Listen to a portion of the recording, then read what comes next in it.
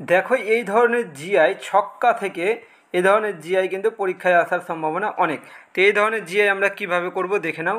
এখানে দিয়েছে the 6 faces of a dice have been marked with alphabet A B C D E and F respectively. The dice is roll down 3 Times.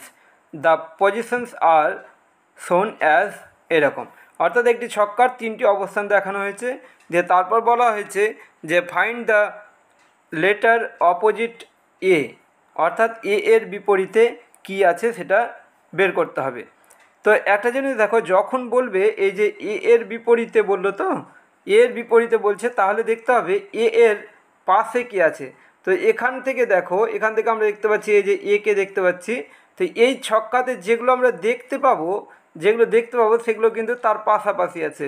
যেমন এখানে যে এ দেখতে পাচ্ছি, এ এর পাশে এদেরকে দেখতে পাচ্ছি বি সি, তার মানে এরা এ এর পাশে আছে, অপোজিটে নয়, অর্থাৎ বিপরীতে নেই। এখানে যেমন সি বা ডি যাকেই ধরি না কেন, ডি এর পাশে সি আছে, ই আছে, ঠিক আছে, এই রকম।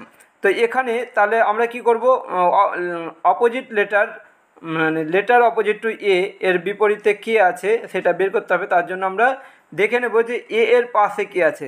তাহলে এ এর পাশে আছে বিসি, এর পাশে দেখো বিসি আছে, তাই না।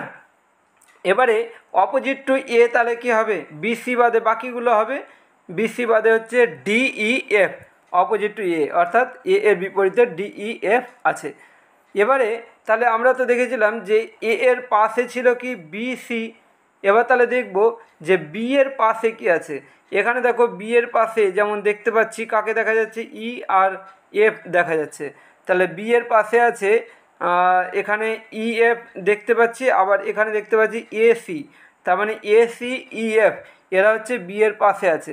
তাহলে এসি ই এফ হলো তাহলে অপোজিট টু বি, বি এর বিপরীতে তাহলে কে থাকবে, বাকি থাকবে। বাকি কোনটা থাকবে, বাকি হচ্ছে ডি থাকছে, তাই ডি হচ্ছে অপোজিট টু বি, ঠিক আছে। তাহলে আমরা বলছিলাম যে অপোজিট টু এ ডিইএফ, তাহলে ডি তো হবে না অপোজিট টু এ, ঠিক আছে। তাহলে এবারে আমরা সি এর পাশে কী আছে দেখে নেব। তো এখানে দেখো যে সি সি দেখতে পাচ্ছ এখানে, এই যে সি, সি এর পাশে কী আছে, তাহলে এ আছে, বি আছে, আবার এখানে ডি আর ই। তাহলে সি এর পাশে আছে এ বি ডি ই। তাহলে বাকি কে থাকলো, বাকি থাকলো এফ। তাহলে অপোজিট টু সি, অর্থাৎ সি এর বিপরীতে কে থাকবে, এফ থাকবে।